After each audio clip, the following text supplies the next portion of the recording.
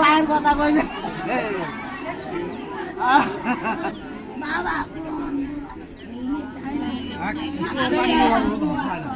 গাড়িটা আস্তে আস্তে ধাপ পারতে পারতে আইতেছে।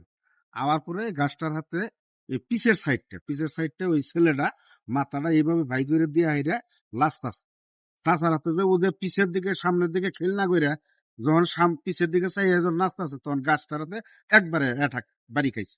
বাড়ি খাওয়ার পর হাইরেই মাথাটা যে এই সাইডটা লাগিয়ে পড়ে গেছে গা, ও গাড়ির মধ্যে পড়ে গেল গা, গাড়ি চলতেই আছে।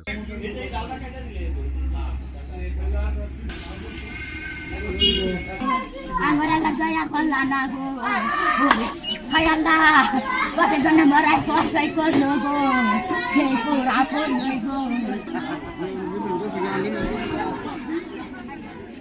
রাশিদুল ছেলে হিসেবে অত্যন্ত ভালো ছিল।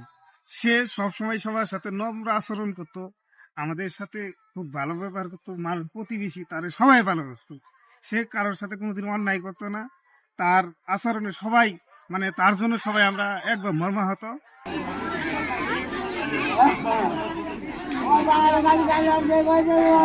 ওই সবার পিছনে সিটে বসে মানে 5 জন যে সিটে বসা লাগে ওই সিটে বসে কানে বসার পর আমরা মাঝখানে নাচানাচি করতেছে। ওই পিছনের সিট থেকে মানে বাইরে চাওয়ার পরে গাছের হাতে পিটন খায়, মাথার হাতে পিটন খায়, ওবি পড়ে যায়।